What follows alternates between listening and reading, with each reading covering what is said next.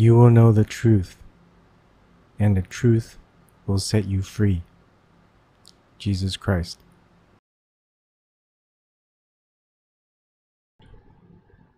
Hello, everyone. And you probably think, what's going on? Did Ebon turn into a Christian? With that Christian quote? Well, I'll let you decide. We are going to listen to an ex-satanist for over an hour.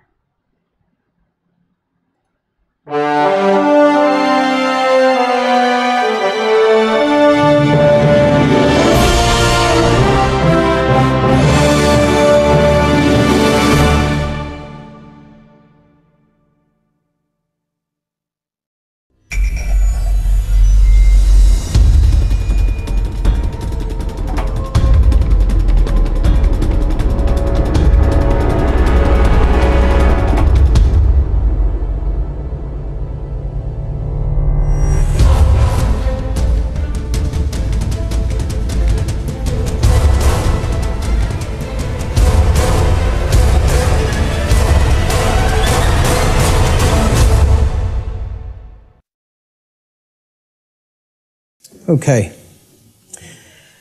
I want to say thanks to each and every one of you for being here today. It's going to be a great day. I'm going to go through what I consider to be the very heart of my material. And people ask me a lot. They say, you put out a lot of material on your website. What is the main thing? If you had to tell me the main thing that I should check out if I check out nothing else that's up there, what would it be? And I always tell them the same thing. It's the material on natural law. If nothing else, that's the material that you need to understand deeply. So that's what we're going to be covering here today in an extended presentation format. I want to go through a few things before we actually get started. So I call this section Before We Begin. And the word begin is actually important here because that's really what this presentation is actually about. It's initiation. This is an initiation into really, really deep, esoteric material that has been hidden from humanity for millennia. So I just want to ask people before we get started, how many of you are new or relatively new to my work? By a show of hands, please. That's excellent. This is great. That is great news. I am so glad to hear that. Okay? What I actually didn't want is to come here and talk to a bunch of people who are already totally familiar with my work and have already heard it. So this is great, okay? How many of you here today feel that the human condition and life on earth for humanity right now is tolerable just the way that it is, by a show of hands? That's also pretty good, because if that was the case, I was going to say, there's nothing for you here today. There's the door. Okay? So that's good, that we're all hungry for change. One of the big complaints I hear about my work, when I check in on forums or something, or read some YouTube comments, many people will say, there's nothing new here. I've heard this before somewhere else. This person covers this. I've read this in this book. Well, ladies and gentlemen, I have news for you. There is nothing new here. I am not going to present anything new. I am not going to present anything that has not actually been in existence and will continue to be in existence. I'm not making up new material. I call myself, I would refer to myself, Art said it the other day, actually yesterday when we were having dinner. He said, I consider you an aggregator of material. And I love that term. I love that description of what I do.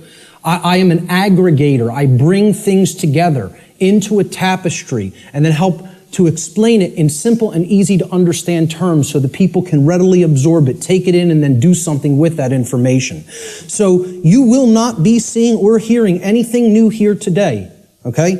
As the old saying goes in all of the old mystery traditions, there is nothing new under the sun. And what that phrase actually means, many people don't know what that phrase means. It means that the truth, it is singular and eternal. Truth has always been here among us, and it will always be here. It is our perception that must be aligned with it. So there's nothing new you're going to hear today, okay? These are eternal truths. that have always been here among us. Another aspect I want to cover before we get started is about my presentation style. This is another thing that I get a lot of complaints about, and it's something that I have no intention of changing. Okay? My presentation style has been described by some as extremely intense and at times even combative. This is a word many people will use to describe my presentation style. Some of you here today are very likely to be angered by some of the things you may hear me say during the duration of this seminar. And I say, so be it. That's okay. If you get angry, that's okay. The fact of the matter is that truth itself, by its very nature, is belligerent. And I'll actually be putting up a quote to that nature later on in the presentation. The reason truth is belligerent is because it actually is at war. It's at war with the lie. It's at war with deception. It's at war with mind control. So truth can be belligerent. Many people don't want to hear it when they first encounter it. So I tell people all the time, I don't do this. I don't present this information, okay, to be liked. I don't do this to make friends. Okay, I'm not interested in making a whole bunch of new friends. If it happens, that's great, okay? But that's not the reason I do what I do. I don't do this to be popular. I don't do this to make money. It's not a popularity contest. Telling people many things that they don't want to hear is not going to make you popular, or it's not going to make you a whole lot of new friends, okay? So those aren't the reasons I do what I do. To be honest, and I tell people this, and sometimes they get upset by just hearing this, I don't even really want to do this, okay? I don't want to do this with my life. I don't want to do this with my time, okay? As I already know, understand, and live the information I'm going to present.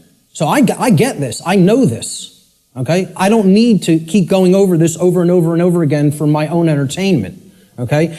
The reason that I actually do this is because I recognize that in a time of such overwhelming ignorance of this critical information, this information which is capable of saving humanity from its current condition, all right? The fact that I do already understand this information places me in a position of moral obligation and responsibility. That's why I do what I do.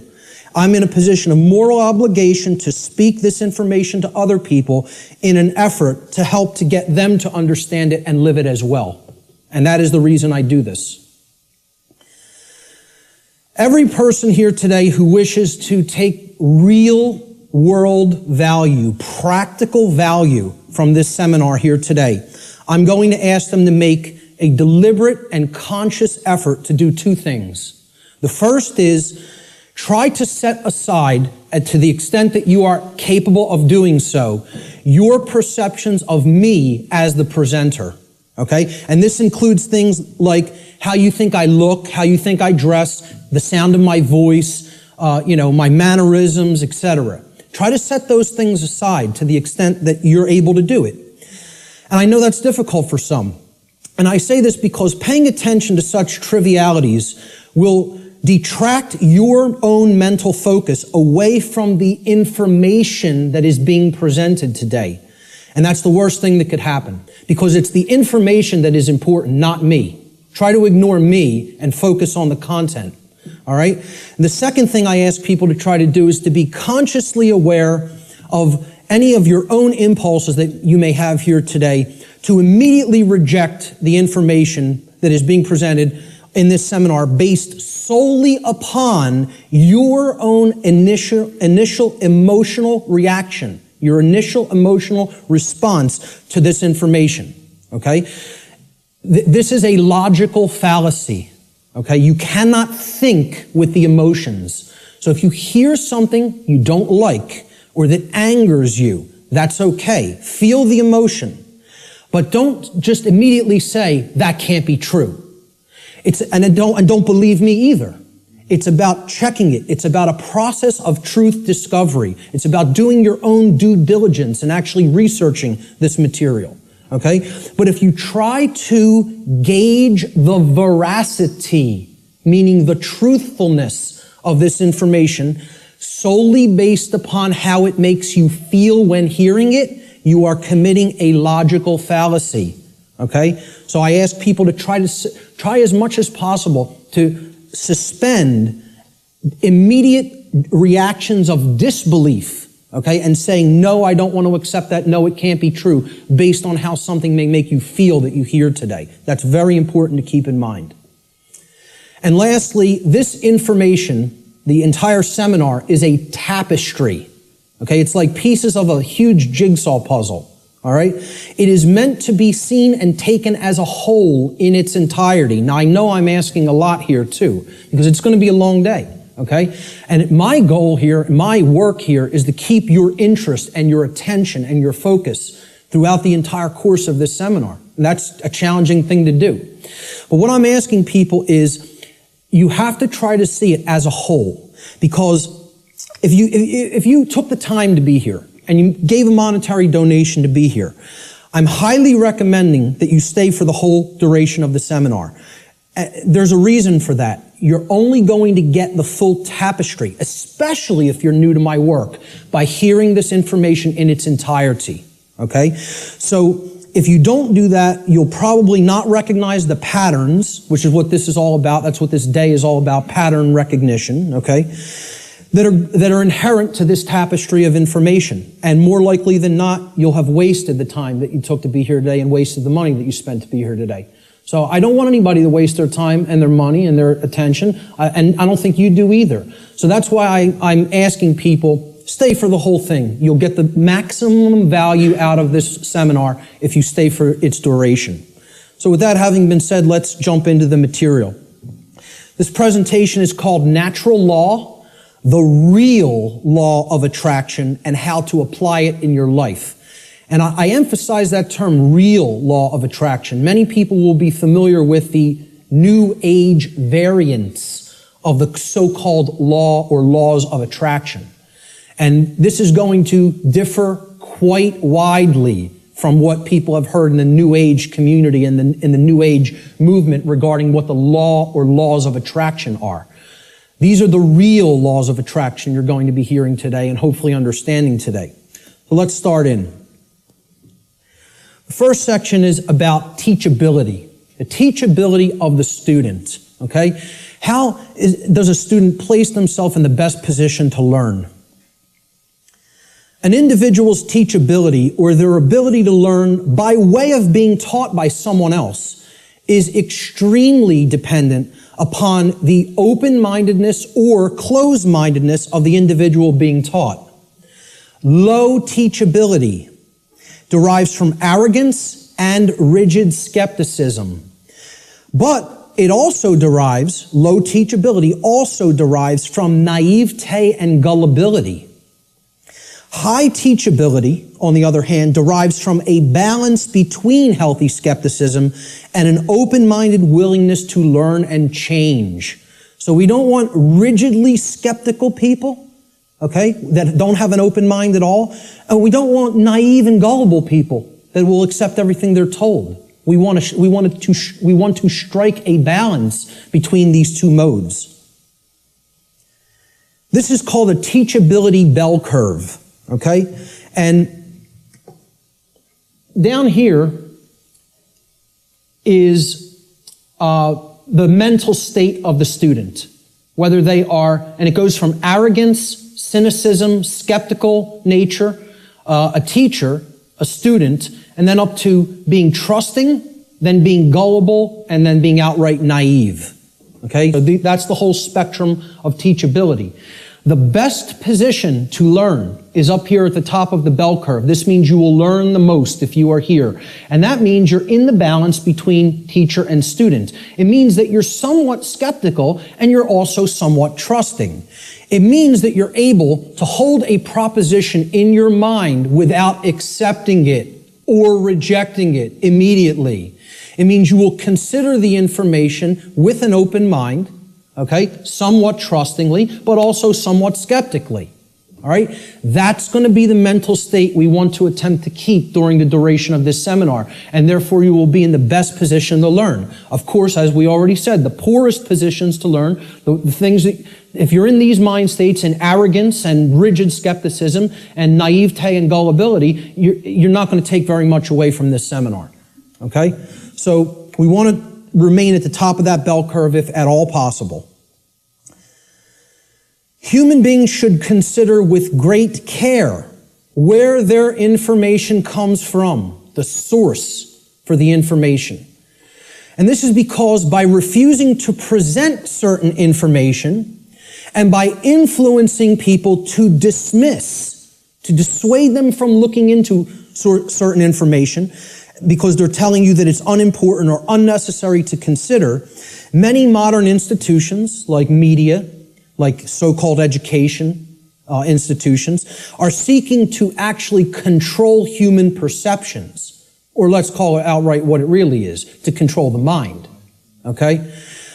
And therefore, to limit what human beings may even come to understand, and therefore by limiting what they are coming to understand, they're actually limiting what they're able to do, what they're able to change, what they're able to create in the world, okay? So you have to be skeptical of where your information comes from. And that's why I tell people at the very beginning, in my lectures, do not believe me. The worst thing you could do is believe what I'm telling you. You need to look into it for yourself, and most of all, you need to do personal introspection to really feel inside of yourself whether this information resonates with truth. Everybody has that intuitive capacity. That also has to be turned on and engaged and used. All right? If anybody is coming to this seminar from the perspective of modern, organized, institutional bodies, meaning political thought, political agendas, political organizations, religion, religious thought, religious organizations. I'm talking about organized religion here, okay? What I call scientism. Not real science, but scientism. Science as set up by institutional bodies to be rigidly skeptical belief systems that blot out anything that could possibly say anything to the contrary of their pre-existing beliefs. I call that scientism. Okay? And of course, the New Age movement, which you could group that in with religion. It's just it's for those who don't fall into the religious mindset. This is an alternative religion proposed for them, and they call it the New Age movement. And I tell people, please don't think this is going to concur with any of these belief systems, with any of these boxes for consciousness. This presentation is going to shatter these boxes. It stands outside of all of these because these are limiters for perception and thought. They want to place everything in a box, say nothing outside of this box is fit for human consumption, so do not go there. And as a result, they act as a mind control influence. The other and biggest limiter of the human perceptions and the mind, and ultimately of our behavior, is money itself. If you want to talk about the biggest religion, if these other religions aren't big enough and powerful enough for you, there's the one that is the ultimate power in the world, the ultimate religion, the God of this world, if you will. Okay? So what I'm basically saying here is if you're already in a mindset approaching the, let's call it the discovery of reality or the exploration of reality from any of these perspectives, you will be sorely disappointed here today by what you're going to hear, because the information here falls well outside of any of these institutional limiters for consciousness, okay? The requirements for creating change and the role of knowledge. Let's talk about these concepts for a moment. Human beings everywhere say that they want certain things in their life, and they say that they want certain things to be present for all humanity, okay? We say we want certain conditions to be present for ourselves and our species as a whole. And we say we want things such as happiness, health, peace, prosperity, freedom, etc. And all these things are great things to aspire to. And we say we want them. Most people will say and tell you we want these things. All right? However, I don't really feel that they're truly being honest with themselves. Okay? They'll say they want them, but then when you tell them, well, those aren't automatic conditions. They don't just magically manifest. Okay? There are requirements for obtaining these conditions. Okay? And people wouldn't say they want these conditions if these conditions were already omnipresent, right? They're saying that they want something because they don't have it at all, or at least in fullness, right? So when you tell them there's requirements for obtaining them, many people will say, oh, well, you know, I may not be willing to go there. I may not want to exert that much effort. And they believe that somehow they're going to magically get these things, right? Well, this is what the real laws of attraction are about. It's explaining conditions that you want don't just automatically manifest by thinking of them or just having a feeling about them. This is a New Age deception. There are requirements for obtaining the conditions that we say we want. Requirement exists in nature. It does exist. If you want something to be different than the way that it already is, than the default conditions, then requirement exists. If you're okay with things being the way that they are now, requirement doesn't exist. There are no requirements to creating change. You just accept the default conditions the way they are now and go on with your existence and accept it's going to be this way and possibly get worse. But if you want real change to happen, requirements exist. And this is what many New Age teachers will not tell you, or they'll outright deny that requirements exist for creating real change. Specific requirements exist in order for human beings to obtain the conditions that they say they want. If the requirements for obtaining those conditions are not met, those conditions do not just magically manifest by magical means automatically. That's not how it works, folks. And that bursts a lot of people's bubble right off the bat. This is a key concept to understand. So what are these requirements? We need to know certain things. Knowledge is required. Knowledge. Knowledge that will spur us to action. That's what's required. Okay? Since human beings as a species do not already have the things that they say they want, and again, at least not in fullness. If we want to split hairs, we could say we have a modicum of what we may say that we want, but we don't have it in the fullness that we will say that we want it, especially societally, globally. Okay? So since we don't already have these things, it follows logically that the knowledge of the requirements to obtaining these things, okay, either must be absent. The knowledge is not present anywhere. Or if it is present, if that knowledge for obtaining those things, the requirements for obtaining those things, if that knowledge is present, then it must be willfully being ignored. It is here, and yet people aren't paying attention to it. They aren't taking it in and accepting it and doing anything with that knowledge. So they're ignoring it because it's uncomfortable. As long as this knowledge continues to remain either unknown or ignored, the manifestation of the desired conditions that we say that we want is impossible. Cannot happen. It is an impossibility for it to magically, automatically manifest without the requirements being met. And that's what we're going to talk about here today. What are these requirements? What is this knowledge? This knowledge is occulted, meaning hidden. Okay, now, how many people here came here today thinking that they were going to hear information about the occult by a show of hands? Okay, about half the room. Good. Okay, for the rest of the people, that may come as a shock. But what you have to understand right off the bat is that the word occult, it's simply derived from Latin, the Latin adjective occultus. Occultus in Latin means hidden, hidden from sight.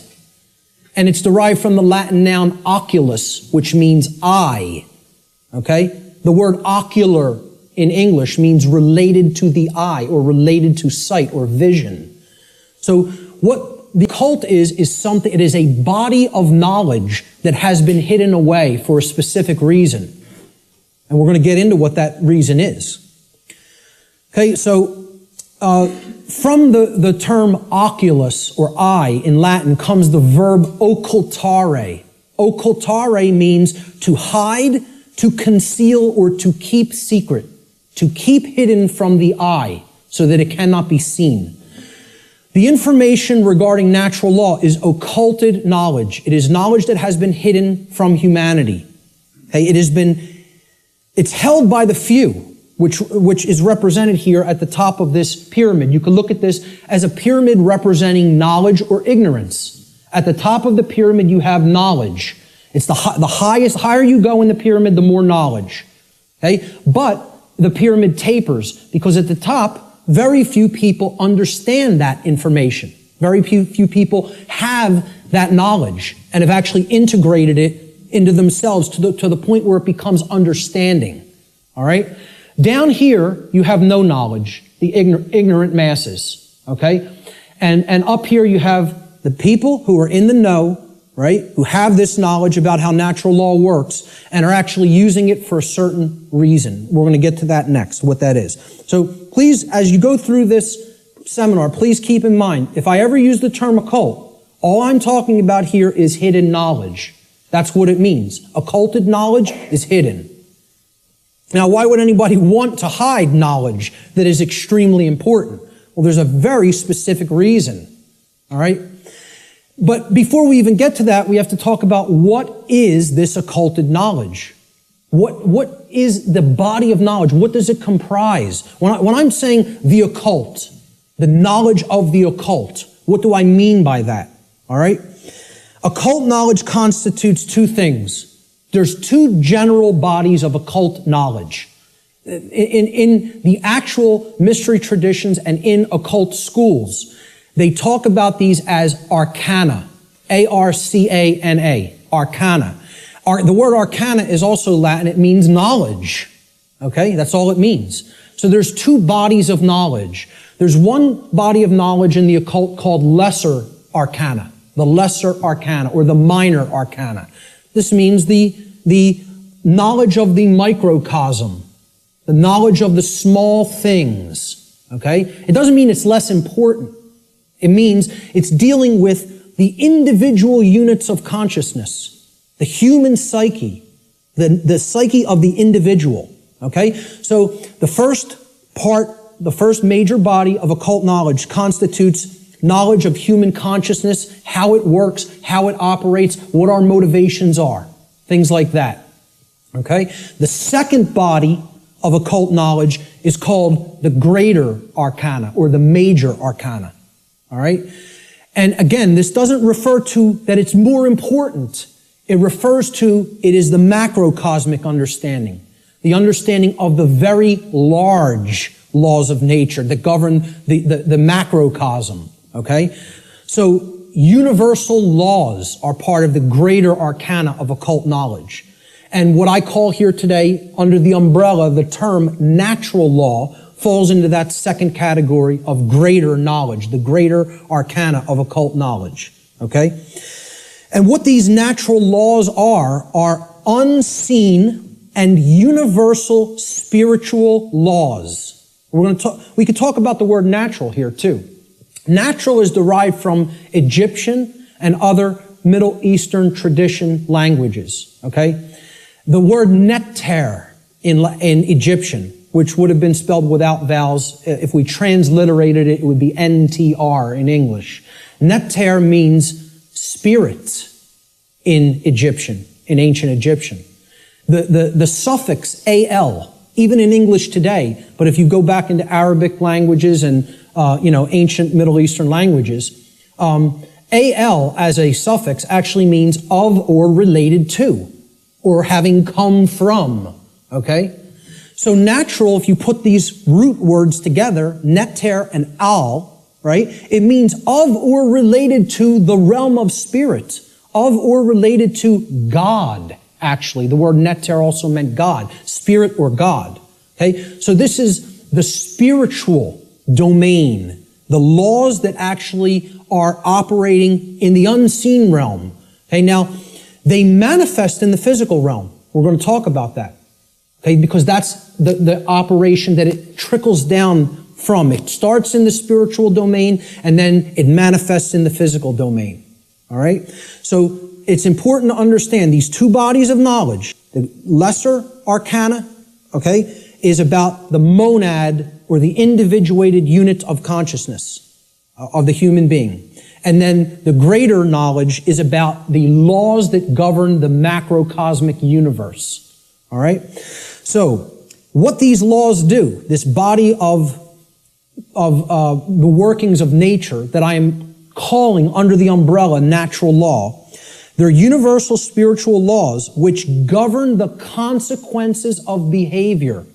They govern the consequences of behavior. And I would add a caveat to that. They govern the consequences of behavior for intelligent species, for beings that are capable of coming to their understanding. Okay? I would delineate that from like the animal kingdom. Okay? The animal kingdom is not held to the same standard as human beings when it comes to this body of information, because I don't think you're going to sit down with your cat and explain natural law to it. Okay? So when people say, well, why doesn't the animal kingdom held to account in the same way the human beings are? It's because, surprise, surprise, we don't share the same level of consciousness. Okay? There is differences in levels of consciousness and abilities to comprehend information and to actually know how something works. Just like you will not be explaining physics to your dog anytime soon, okay? You're not going to explain natural law to the animal kingdom and have them grasp it because they're not at the same level of consciousness as we are. Okay? So we are held to a different account when it comes to natural law. It governs human behavior. It would be an easy way of saying it. This body of knowledge has actually been called consequentialism by past researchers and teachers. And I have no problem with that term. I've actually looked into consequentialism and it's quite similar, okay, in its scope and what it teaches. It's been called karma, karmic law, in many Middle Eastern and Eastern traditions, okay? And I have no problem with that term for it either. It has been called in some of the Western traditions and Christian traditions moral law, and I have no problem with that term either. Religionists have called it God's law, and I have no problem with that term either. I have no problem with any of these terms being applied to the umbrella of natural law, because that is essentially what it is. But we're going to get deeply into how it works and operates in our lives here today. Why is this knowledge hidden away from people? To what ends? The knowledge of the occult, the hidden knowledge about how natural law works and how consciousness works, is not commonly known. That's why it's not the exoteric. It's not given to the masses. It's the esoteric. It is reserved for the few. And there's a reason for that. It's been deliberately hidden away and kept from the general public in order to create and maintain a power differential.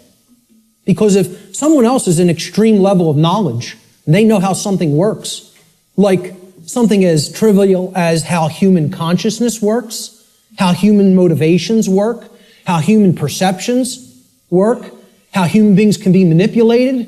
If somebody has deep knowledge of that information, and there's a whole bunch of people over here who have not one iota of how that works, what kind of a number do you think somebody can do on people like that? See, the way I ask people to look at this is real simple. Imagine a very, very, very advanced psychologist at the top of his field, wrote all the textbooks, okay? And he's got a house out in the burbs. He comes into the university. He's got tenure, okay? He's got the trophy wife, the house out in the suburbs, the 3-car garage, driving the Lexus into work at his tenured job. And he finds out that his trophy wife is having an affair because she's bored. She's not satisfied with him at home. And it's maybe the 19-year-old, captain of the local high school football team or something. He's a senior. He's a star football player, right? The jock, yeah. And she has a fling with him. Well, what if he decides, I'm going to become buddy-buddy with my boy here after finding out about his wife's affair. And this kid, this punk, who's cheating on, my wife's cheating on me with, he knows nothing. He doesn't study the mind. He doesn't know anything even about himself. He watches TV 6 hours a day, plays violent video games, is obsessed with football, What kind of a number you think that psychologist can do on that kid? Total number. That's the answer, exactly. That's right. He could do a total number on him.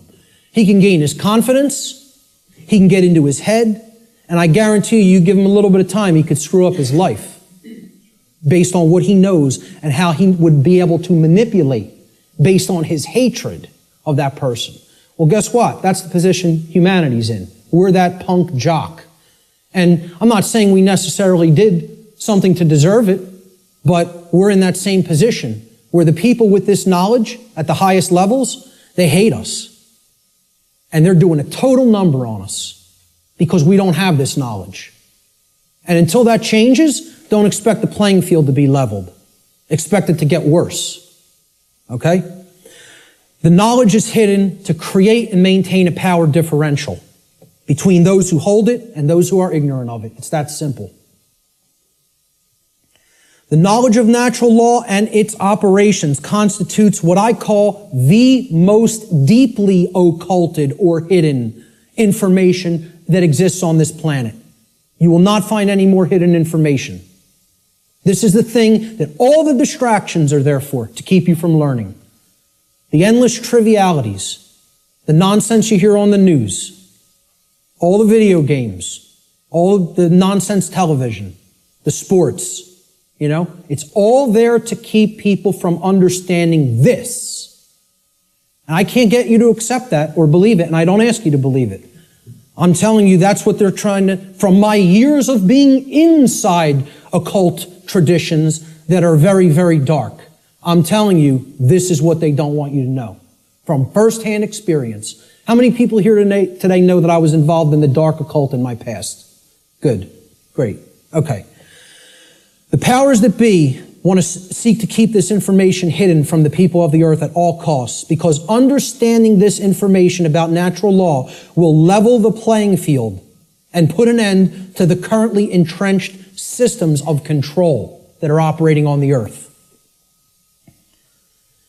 We should very clearly make a distinguishment between nescience and ignorance so that people fully understand the difference between these two concepts. How many people even have heard the term nescience? Very few. This is a word that has practically been sanitized from colloquial English, practically been sanitized from the English language. And there's a reason for that too. There's two contexts to not knowing something. The first context is nescience. Okay? Nescience comes from the Latin. The prefix ne in Latin means not or not present or absent. Okay? And then sciere in Latin means to know. It's where we get the word science from. Okay? So you put them together, and nescience, it actually, those two roots form another word, nesciere. Nesciere in Latin means not to know, to not understand. But there's a connotation to it. It means to not understand because the specific information that you may be having a desire to understand is completely absent. It is not present, and you cannot actually aggregate that information. You can't bring those pieces of grammar together to form the sentence. Okay? It's not present. Okay? So you don't have it at all. It's unattainable. This should be clearly delineated from ignorance. Now, nescience is not someone's fault. The information just isn't there. Okay, you can't be blamed for nescience. There is no blame in nescience. The person who is nescient is not to be blamed for being nescient. The information simply wasn't present so they could take it in and then come to understand it. Ignorance carries blame. This is another thing. People want to think in the New Age movement there's no such thing as. Nobody's to blame. And that goes to that there's no cause for anything that's happening, as you'll hear a lot in the New Age circles. Okay? I very strongly put down these notions, or attempt to. Okay? There are causes and effects. There are people who are responsible for what is happening. There is blame. Blame exists. Okay? There are people who are culpable. We're going to talk about moral culpability later. So ignorance has blame attached to it and responsibility attached to it. Okay? It comes from the Latin verb ignorare in Latin. And this means not to know, just like nescience means not to know, but in a completely different connotation.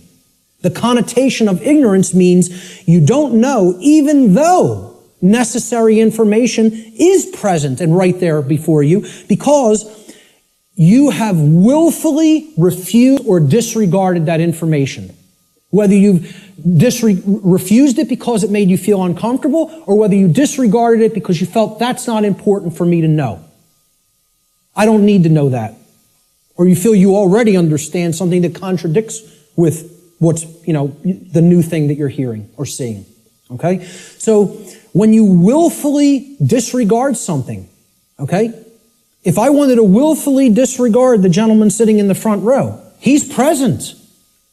I could just pretend he's not here and ignore him.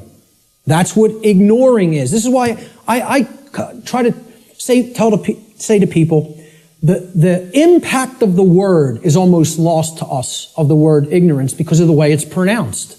I tell people, start pronouncing it ignorance. Ignorance. Then people will hear the word ignore in it, and the connotation becomes clear. It means you're ignoring it. Ignorance. Okay? That's how I like to say it now. Because the connotation is clear that way. The information is there, the truth is there, and somebody wants to ignore it completely. Now, that is inexcusable, and there is blame that is attached with that. So what I ask people all the time is, do we have a nescient society, or do we have an ignorant one? Do we have an ignorant one?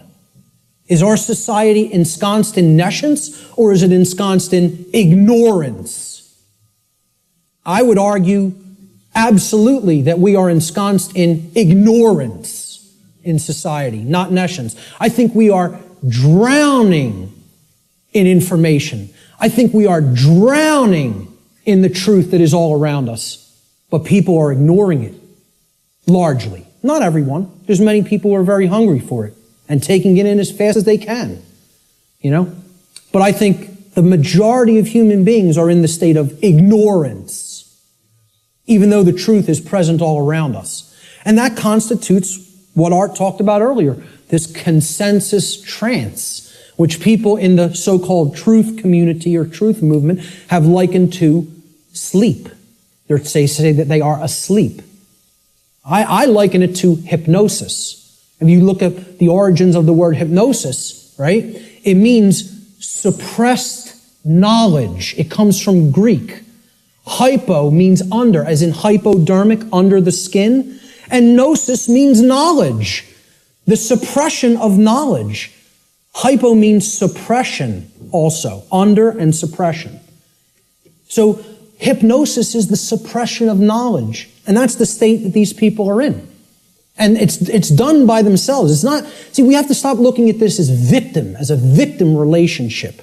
This is a willful choice. In a time of overwhelming information available at people's fingertips, the truth being ignored is not an option. It's a willful decision that people are making. And it's a decision that they should be held accountable to because of what is going on, that they are ignoring, what they are allowing to go on in their name and not saying a thing about it. Content to let evil run amok. All right? And then people will wonder, why are we losing freedom? Why is freedom on the wane? Why is totalitarianism and tyranny rising up? Why do we see so much control and obsession with control in our society? They'll see that. Many of them will see the rising police state. They'll see the injustices in our society. They'll see the restrictions on our inherent, natural liberty. Okay? But here's the thing, many of them will not make the transition to grasping. You know? They'll say, yeah, this is what's happening to the earth. It's being turned into a huge prison everywhere. And at the most rapid pace right here in America. Okay? And they'll see this lock going onto the cage, but the question that they never get to, they don't even get to the question, let alone the answer, is why. They'll talk about the symptoms. They'll describe the prison. They'll describe every corner of the cage accurately in many cases. They could tell you exactly how it's working. They can tell you all the different aspects of the control system. But they can't tell you why it's actually going into place. Why is that happening? Well, that's what this presentation answers. Why are we losing freedom? And it gets to the actual heart of that answer. So what this presentation constitutes is a master key that unlocks all the locks to all the doors on all the cages in the prison, if it is accepted. And once again, I don't tell you that belief is required for that, because truth is always present. It's always here. It's a matter of, will we perceive it as being present, acknowledge it's present by stop ignoring it, okay, and then accept it into ourselves, and then do something with it. Understanding is not the end. Taking in the knowledge and understanding it is the beginning. Action is required. See, knowledge is required, understanding is required, but then action is finally required. Above all, if change is to be created. And that's how the laws of attraction really work. So, will people as a whole, as a society, accept that master key? I can't answer that question. All I could do is try to place it into their hands. After I have taken that key and unlocked my personal prison, my personal cages, and freed my mind, all I can do is try to help people to see, here's how this key works. Here it is. Here's the information that constitutes that key. And here's how you put it to work in your life. That's all I can do. Can't make anybody take it. Let's look at what problem solving entails, because that's really critical to understand if we're going to get past this stage and where we're at in our stifled evolutionary development as a species. There's a few main steps to solving problems. Any problem. Doesn't matter what the nature of the problem is. The first is you have to recognize that the problem exists. Recognize that there is a problem to begin with. And I think by asking the question, is everybody content with the way things are, and nobody raised their hand, I think that's great, because it at least acknowledges to me the people here today recognize we have a problem. And that's healthy, that's good. Okay? Many people out there don't believe we have a problem. You know, they like this place. They like the world the way that it is. You know, which is unfathomable to me, because to me it's a living hell. And that's not because of how my own personal life is going. I'm very content with my own personal life. I have no self-inflicted suffering in my personal life. I don't create problems for myself. My life goes on very well according to how I live it without hurting anybody else. The problem is other people. And that's another thing the New Agers won't acknowledge, and they'll flip out if you say that there's a problem with someone else. There are problems with other people, okay? And people will say people in glass houses shouldn't throw stones. My glass house has been taken down long since, long time ago, because I went through all that personal introspective work. And I dug deep into my subconscious and faced those problems and confronted them head on and healed them. And came out of the mindset that I was once in. Okay? So, you know, people will say, if there's something you don't like, you're seeing in other people, that's something in yourself that you're seeing in them. This is New Age mumbo-jumbo nonsense, okay? If you're not part of the problem, I'm not part of this problem. I can say that honestly. I'm not part of this problem. I can look at every single person, anybody who's watching this, and say, I'm not part of the problem that's happening on the earth. With all honesty and knowing that I am telling the truth with that. Okay? But see, at one point, I was part of the problem, and a big part of the problem, okay? What I had to do at some point is stop doing this and pointing out and saying the problem lies elsewhere while I was still part of it. And then I had to do this and point squarely at myself and say, what do I need to change here, here, and finally here in the guts, in the courage? You know, people will say, yeah, change happens in the mind, it happens in the heart. But lastly, it happens in the guts. We need to generate what I call the heart, mind, guts. Okay? You got to care enough to know and then put it into action. The heart, mind, guts. Okay? That taking action is the most important step when it comes to creating change. And we're going to get to that in a moment. But the whole point here is I had to look at what I needed to change about myself in my thoughts, my emotions, and my actions, and then change those things in myself. This is what most people want to run away from. They want to say, yeah, I want those things that I say I want to magically to be present in my life, but I don't want to do those things that require self-change in how I think, in how I feel, and in how I act. I want it magically to happen without changing those things in me. So I can honestly look at the rest of the world and say, the problem does not lie within me. I am not seeing a manifestation of myself in other people. Other people have not done the same process that I have, the introspective work that I have, and gone through that painful, painstaking work that involves effort, hard effort. I'm not up here telling people, I'm offering you the tonic. You're going to take a sip and magically you will be enlightened. Okay? Knowing what's going on in the world is hard work. It involves destruction. It's a destructive process. It involves destruction of belief systems. It involves completely breaking down barriers that are in your head. Okay? Hardly anybody wants to do that work. People want to run 1,000,000 miles an hour in the opposite direction from that work. Anything but that. I'll take the grave instead of that. Okay? That's where most people's heads are at. Back to the steps here for problem solving. The first is you got to recognize that there's a problem. If you are in denial, good luck. Let me know how that works out for you. Because you're not solving any problem in a state of denial at all. Fear-based denial of the problem must first be dealt with and conquered and stamped out. And you have to acknowledge how bad it is. You know? People feel symptoms coming on of a disease or something and they want to ignore it because they don't want to believe I'm sick. I don't want to believe I'm sick. I don't want to believe I have a problem. Then you're waiting. You don't get it diagnosed, and then it turns into a much bigger problem, which is where we're at as a society for ignoring this information. This is what denial looks like, symbolically. Okay? A person with their head in the sand like an ostrich. And please take note, ladies and gentlemen, when you're in this position, when you're in the position of denial with your head in the sand, you're on your knees with your ass in the air. Okay? I almost say it's amazingly synchronistic that the human body was designed like that. That in order to put your head in the sand, symbolically, so to speak, you have to be on your knees. Okay? And that's where most of our society is at. They're on their knees.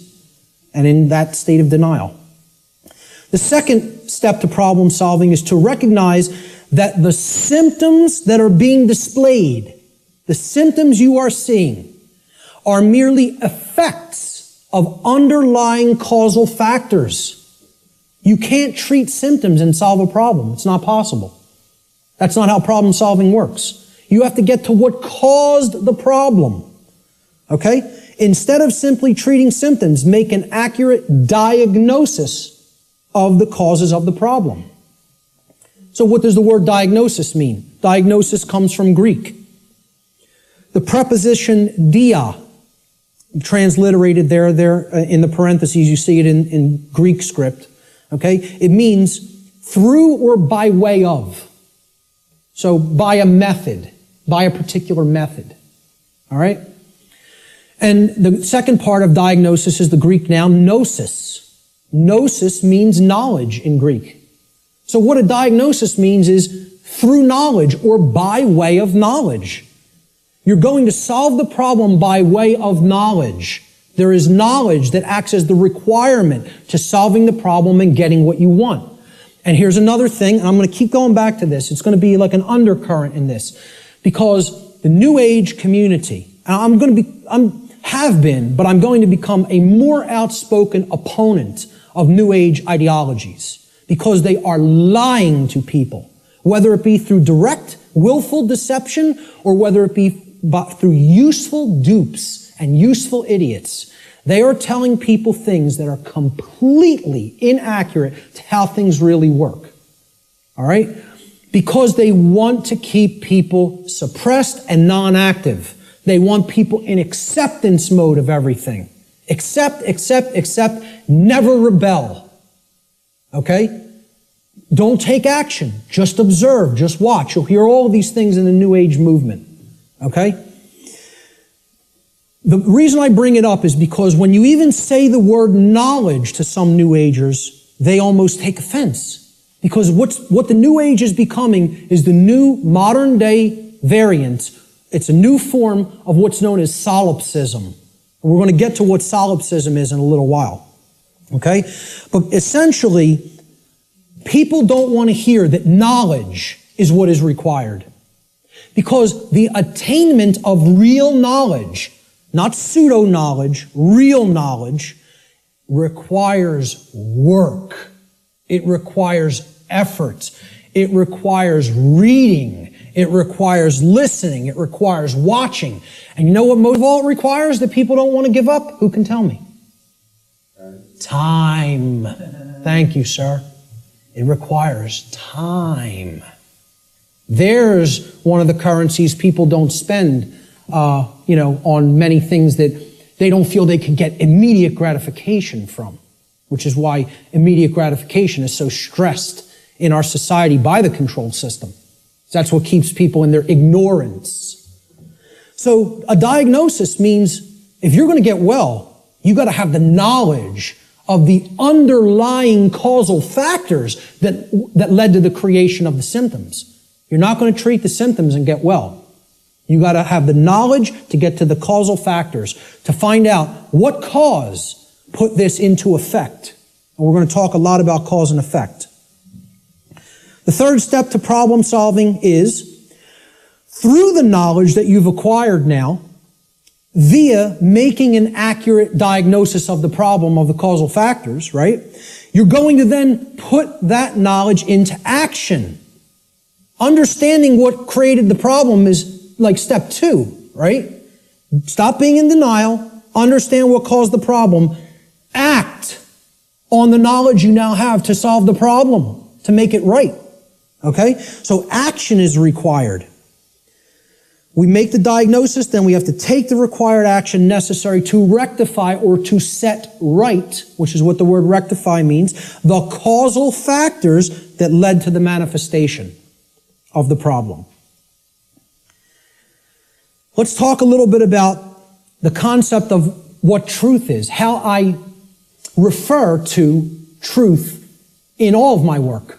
Because people have a real deeply mystified concept of what truth is or what it means. They'll get into all these really deep abstract discussions of the mind of God and, trying to get into quantum theory and everything. This is mystification of the concept of the truth. And we have to demystify it. We have to bring it down to real simple, easy to understand language that anybody can comprehend. And then really completely delineate that from perception of any given thing. Because the two are not the same. When people say perception is reality, nothing could be farther from reality than that statement. Perception is not reality. Okay? It is just what it says, perception. Seeing through, perceive, to see through something. Like a lens or a filter. Okay? I perceive things differently without these glasses. That's one perception. When I put them on, I perceive things quite differently and more clearly. Okay? Well, that's how human perception works, like a lens. It's a filter. Okay? But what's there is the same thing. What's there is the same thing. All the change is how I perceived it. All right? So let's look at this concept. Truth is objective. That means that it's not dependent upon the perceptions of human beings. No one wants to hear that. That is a direct assault, a direct frontal assault on the human ego. Because everybody wants to hear, my perceptions are important. And we want to also believe my perceptions are accurate. Okay? Now people will say, well, what makes you say your perception of this topic is going to be accurate? That's because I went through the process of having to admit over and over and over and over and over again, endlessly, how wrong I was about my former perceptions. I went through that destructive process of breaking down my former belief systems, of breaking down my former emotional patterns, of most of all, changing my behavior. That's the thing that's the most destructive, because we get attached to our behaviors and patterns. So asking people to change, I recognize it's not easy. It took me probably about 8 years of my life to do it. Most people don't want to spend a minute on creating personal change, let alone 8 years. And when I look at myself, in all honesty, again, none of this is to sound egoic or to toot my own horn, but I look at it like I was a mild case of ego entrapment, a mild case compared to where I see other people at. I feel like I was the, very brittle stone that just needed to be hit with a chisel a few times and it broke into powder. Other people are hardened granite or diamond. To break them down is going to take enormous effort and work. And most of them don't even want to do it. They're so calcified, they've been so compressed into that hardened state that they don't even want to start. So I realize telling people your perceptions are not what really matters. The truth isn't based upon how you perceive things, that it's independent from your perceptions. Most people don't want to hear that. They don't want to hear that. Human beings' perceptions are capable of wavering. They can waver slightly from the truth, and they can waver wildly from the truth. All right? What truth is that which does not waver. It doesn't move. It's that which is. It doesn't matter what anybody thinks about it. It doesn't matter whether anybody believes it. It doesn't matter whether anybody knows it. It doesn't matter whether anybody sees it. It doesn't matter whether anybody wants to see it. It's there. It's always been there. It's always going to be there. Nothing anybody does can change what has happened. Can anybody change what has already occurred in what we call in the thinking of linear time, the past? Not one person here is capable of doing that. Let me tell you something. Not one being in the entire manifested universe is capable of doing that. Because that which has already occurred is set in the record of the universe. Nothing can change the past. Ever. Great movie on this. Watch the new movie, The Time Machine. Not the original 50s version or 60s version. The new one. I think it came out in late 90s or early 2000s. Okay? This movie got crushed in reviews. Crushed. Whenever reviewers crush a movie and give it the worst ratings, go see that film. Because I guarantee you there's very important allegorical concepts that you need to understand embedded in that film, and that's why the reviewers crush it, because they don't want you getting any ideas. This movie got crushed in the theaters, and I'm telling you, it's one of the best films to understand the concept of the absolute impossibility of changing the past. The past cannot be altered. You know what can be altered? The future. That's what that movie's about. And you know where the alteration of the future begins? In the present moment. That's exactly right. That's the only place it begins. Okay? So what truth is, the demystified concept of truth, is it's simply that which already exists. It's that which has happened in the past and is happening in the present moment. The truth does not exist in the future. When we get to those future moments and it's the present, truth will be existent then. But not until. Okay? So there is no such thing as truth in the future.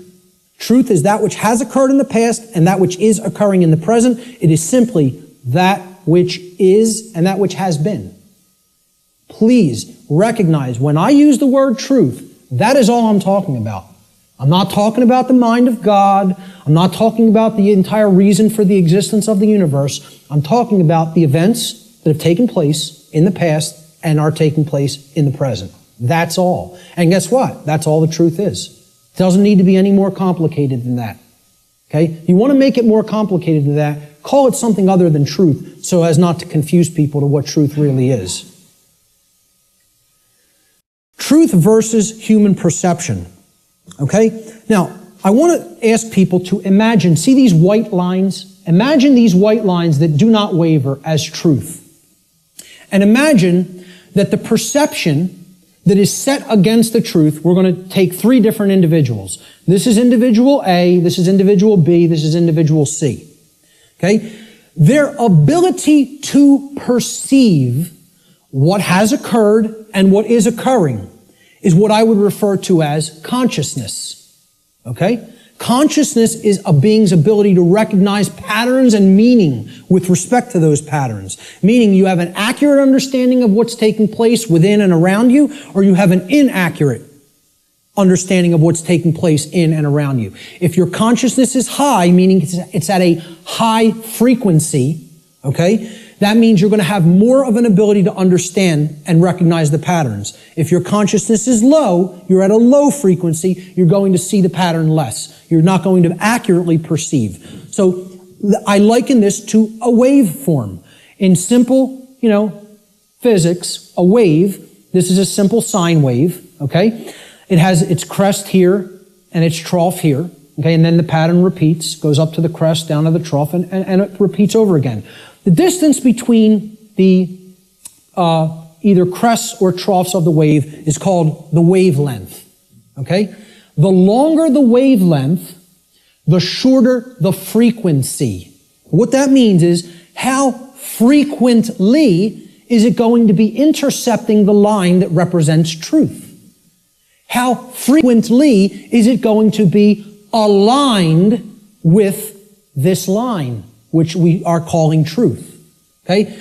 Now, can everybody just, with that explanation, understand this simple model and what I'm talking about here? Is that clear? Okay, because it's important. Because this is a low frequency vibration. It's a low frequency wave. A wave like this, if it was an audio wave, would produce a low frequency, would produce a low bass tone. Okay? As we go up to a higher frequency, you can see the wavelength is shorter, meaning that it intercepts the line which represents truth much more frequently. We can count them. 1, 2, 3, 4, 5 here. 1, 2, 3, 4, 5, 6, 7, 8, 9 there. Okay? So this is a higher frequency vibration. And we go up to an even higher frequency. Let's say person C has this consciousness. They have a higher frequency. Okay? And they're intercepting the line that represents truth, much more frequency. I won't count those out because there's a lot of them, okay? The higher the frequency, the more in tune with truth we are. What would happen if this frequency became infinitely high? What would it become? It would be indistinguishable from a line. And therefore, someone would be aligned to that which is. The higher the level of consciousness or frequency, which is their perception of reality being accurate, okay? Not wavering as much from the truth, because it's hitting it in more places. We would basically, this wave would turn into a line at some point, the higher the frequency went. Think about this in sound, right? You hear a low bass tone, it's like, then it goes up, and it would go eventually outside the range of human hearing, because the frequency went so high. Same concept here. The higher the frequency, the higher the perception of reality, the quality of the perception is going to be. Okay? The concept to keep in mind here is perception is not reality. It's the filter we see reality through. What the human being's work is to do is to align their perception to the reality which exists, which is truth. We need to set aside what we want the truth to be and look at what it is. What it is altogether different than what we want it to be. But until we recognize what it is, we're not even in a position to make an accurate diagnosis of what's going on and therefore create what we want it to be. So I'm going to give the first quote here, comes from a gentleman I personally greatly respect. How many people are familiar with Travis Walton, by a show of hands? Hardly anybody in the room. Wow, 2 people. Amazing. And I know Barb is in the back because we've met him personally. I spoke with this gentleman at a conference last year in 2012. And I just want to say, I just think he's a totally genuine individual. I don't care what anybody thinks of me saying that, okay? I believe him. Do I know factually that what he claims happened to him did? No, I do not. But I believe what he is saying for a reason. When I am around somebody, especially for any length of time, I think my intuition is good that I can get a feel for their heart, okay? And when he's telling you stuff, it's very consistent. And in his book, he asks people, you need to listen to my whole story, suspend your disbelief for a minute, and then do your research, and then make a judgment call. Do you want to believe me? Do you think I'm telling you the truth? Do you think I'm lying to you? And then make up your own mind. Okay? And who Travis Walton is, he claims that he was an abductee, that he was taken on board an extraterrestrial craft at a point in his life. He disappeared for days. They were out looking for him, and his best friends were accused of murdering him. And he shows up 5 days later in like deplorable conditions, out on a country road someplace. But anyway, again, I spoke with him back in 2012. I just bumped into him again. We were just at a conference. I'm bringing this up for a reason. We were just at a conference in Philadelphia where he spoke. And this quote, I feel I would start, if I was going to quote somebody, I was going to make this like the first quote in the presentation today. Travis Walton says in his book, which is called Fire in the Sky, he said, I have come to realize that the biggest problem anywhere in the world, the biggest problem anywhere in the world is that people's perceptions of reality are compulsively filtered through the screening mesh of what they want and do not want to be true. Now, when I read that in his book, I got chills up and down my spine. Because I said, this meshes exactly with what I'm talking about in my section, in my presentation called Truth versus Perception. And he's encapsulating it in a sentence perfectly. All right? We want things to be true. That doesn't make it so. That's not what makes truth the way that it is. What makes truth is the way that it is what behaviors were taken and what is the actual effect in the manifested world. That's how things are. Okay? It doesn't matter how we want them to be. They may be a completely different way right now than we want them to be. And I would say for the people in this room, they are a completely different way than we want them to be. But most people in the world think, they kind of believe that they're the arbiter of truth. And that's a bad place to be in. That's a very, very low level of consciousness. To think that if I don't believe that it's this way, it's not this way. Many people are trapped in that state of mind, okay? Now, the reason I even bring this up and included Travis's quote here is at this conference that we were just at a couple of weeks ago, okay? I didn't speak at it, I tabled at it. A woman came up to my table and she picked up my New Age Bullshit DVD, which is available here today in the back. And she said, "What's this about?" With a real skeptical look. And I explained, well, it's a 7-hour extended video podcast that has many, many slides, okay? I gave a shortened version of it at the Free Your Mind conference in Philadelphia. And this is the extended version that goes deeply into the deception of the New Age movement and how it is a religion that is designed to suppress the masculine side of the personality, which is the side that actually takes action and creates change. Okay? And that's, of course, pushed by the sacred feminine, which is care and creativity, and compassion. Right? Both need to be present. We're going to talk about that here today. But I said, this is about the suppression of that masculine energy. And that's what the New Age movement is about. The suppression of the masculine, right? So I said, what the New Age religion wants to teach people is just accept everything the way it is, no matter how unjust it is, no matter how deplorable the conditions are, no matter how much evil is taking place in our midst, accept it. That's the New Age religion. And here's what she said. That's exactly how I am. I just accept everything. I don't make any judgments on anything that occurs, no matter what it is, no matter how it's perceived. You want to perceive it as evil? That's your judgment. I said, yes, it is my judgment. You know why? Because it's evil. It really is. There is such a thing. I said, and you're content to let evil run amok and take this whole world because you don't want to act. Because what's really there is cowardice. That's what it really is. Okay? And she didn't want to hear that. She said, I prefer not to see it that way. Now, align this with the quote. I prefer not to see it that way. Okay? And I hope by some miracle she happens to see this presentation at some point. Okay?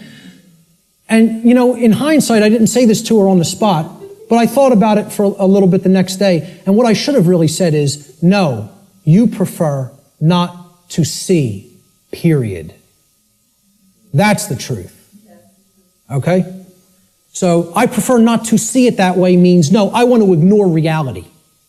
I want to believe what I want to be true is the way that it already is. And this is what the New Age hoax is peddling to people. Okay? So, great quote that I thought accurately sums it all up. See, this woman also told me that she is a follower, quote unquote, of the New Age ideology that is referred to as the Course in Miracles. How many people have even heard of this? A lot of people. Okay? You know what that is? It's called solipsism, wrapped in a nice, neat new package. Solipsism. How many people are familiar with the ideology called solipsism? Good. More than I would have thought. Most people have never heard of this. Okay? Solipsism is a completely egoic and destructive ideology that has absolutely no bearing or resemblance to truth in any way. And the people who are solipsists are mentally ill. I'm not even going to provide any evidence of that. I'm telling you, you need to research this religion and sickness for yourself. It's a mental illness. A solipsist is a mentally ill person who should probably be somehow removed, segregated from society, and institutionalized until they are made well, because they are a destructive influence on society. This is what I focused on podcast number 1 of my podcast series and radio shows. I went into the ideology of what solipsism is and how destructive it is and how it's a religion. Okay? What this is, well, first of all, let's look at the word. And you'll notice I'll be breaking down words all day long. Because if you don't understand where words came from, you don't really understand what they really were intended to mean. Regardless of whatever connotation they may have taken on in the modern world, the intended meaning of the word, the original meaning, is derived from its etymological derivation. You need to go into the ancient languages, Latin and Greek roots and other languages, Germanic, Arabic, etc., and you need to break down the words from their etymological origins. Then you will understand their real meaning. And I'm telling you, you do this, and the top of your head will blow off by what you will find, by what words we speak on a daily basis actually mean, and we have no idea what they mean. Okay? So the word solipsism comes from the Latin adjective solus, which means alone or one. And then the Latin pronoun ipse, which means self, myself, etc. Okay? The ideology of solipsism is that nothing exists outside of me. I'm the only being that exists in creation. Or essentially, it's another way of saying I'm God. Okay? That my perception is the only real perception and no one else is here. Now imagine that. Now, what I'm essentially telling the audience here today is your perceptions are not the truth. You have to work to align your perceptions with the truth. That's damaging enough to the human ego, okay? If I just said, none of you exist, I'm only perceiving your existence, I'm the only one who exists. Imagine how egoic that statement is, and actually how demoralizing it is to other people. You're even telling them, I don't even consider that you exist. That's what a solipsist is. They believe the universe is a big illusion created somehow for their amusement. And that there's no objective reality that you don't exist, you don't exist, you don't exist, you don't exist. I'm the only one who exists. And that's not mental illness. We don't diagnose that as mental illness. Okay? I don't care if you want to accept the notion everything is one. I personally accept that notion. I do accept that we are all one. That doesn't mean you're not existent in the physical domain right now as I'm talking to you. Of course we all exist here. We are in the physical domain. Okay? The whole point is these people want to believe the entire spiritual physical domain is such an illusion that nothing that takes place in it matters or has any significance and should just be watched and nothing should be done to change it. And let me explain what this is, folks. When I was a Satanist, okay, and I was working inside the Church of Satan and other dark occult organizations, they have a set of sins, believe it or not. They don't look at them as sins in the same way that, religionists look at sin. But they have the things that, these are behaviors and thought patterns that should not be engaged in by the dark occultist themselves, by the magician, if you will. You are not to engage in these behaviors, but we are to peddle them to other people. We are to get them to engage in these behaviors. Okay? You know what the first one is? No, it's not. That's the second or third. I think it's the third, if I'm not mistaken. I don't have the list handy. But the first one is stupidity. That's the first satanic sin. Okay? For the dark occultist. But they want other people in deep stupidity. They want other people in deep ignorance. The idea here is we will know it all. We will know the truth so that we can control others and keep them a dumbed down herd. Okay? There's a bunch of other ones, but I think the second or third is solipsism. Solipsism is one of the biggest sin for Satanists and dark Luciferians and dark occultists. They don't want any of their membership believing in this mental illness nonsense. Okay? But they want to propagate it and peddle it. They want to do that. And they told me personally, higher ups in this network told me personally when I was working with them, wait until you see the New Age books that our membership, will be writing, or either writing ourselves or putting into the hands of useful dupes to write and put out there. We'll be giving them the idea, they'll write it for us, put it out there as their own idea. And they said, we are going to propagate and peddle solipsism like you have never seen. And you know what? When they say something, they do it. I'm serious. Their act is together. They act on the same page.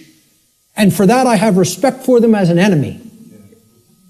And I don't take anything they do lightly. I recognize they have the will. They're not like the rest of humanity. They align their thoughts, their knowledge, with their version of care. It's not like our emotionally based care, but they care about what they're doing, and then they act. And when they act in concert, and they get it done. Okay? I'm not saying, I agree with any of their agenda, because I don't, and I'm trying to stop it. But I have respect for their unity. They are unified and on the same page, and humanity is not. And that's why, in all honesty, we're having our rear ends handed to us in this spiritual battle right now. At least right now. Solipsism is the ideology that only one's mind is sure to exist. Solipsists contend that knowledge of anything that is outside of one's own mind is unsure, and hence there is no such thing as objective truth. Okay? No such thing as objective truth. And therefore, nothing about the external world and its workings can actually ever be known. Just think about that statement. It's saying no one can ever know anything. You cannot come to know anything at all. There is no such thing as knowledge. So what I would say to somebody who's following the quote-unquote Course in Miracles, or a Course in Solipsism, or a Course in acceptance of all forms of evil in this world, is you can't know anything by reading the Course in Miracles, because nothing can be known. You know? Why would a solipsist ever pick up a book? Why would a solipsist ever watch anything, any video? Why would a solipsist ever engage in a conversation with another human being? You know? Tell a solipsist you can't know that you're going to fall off that cliff, so why don't you go try to walk over it and see what happens? Because you can't be sure of anything. They won't do that, though. You know? The whole point here is this is a religion. This is a New Age religion. And I'm telling you who it's peddled by. It's peddled by the occultists who have the knowledge of how natural law works and are trying to put out whatever ideologies they can, destructive ideologies they can, to get people not to understand it. Or to even go so far as to believe that nothing can be understood. Why would you bother to look into natural law? Nothing can be known. It's unbelievable that anybody would be so gullible and naive to fall into this mindset. Let me just tell you what it really is. It's a person who has given up on life.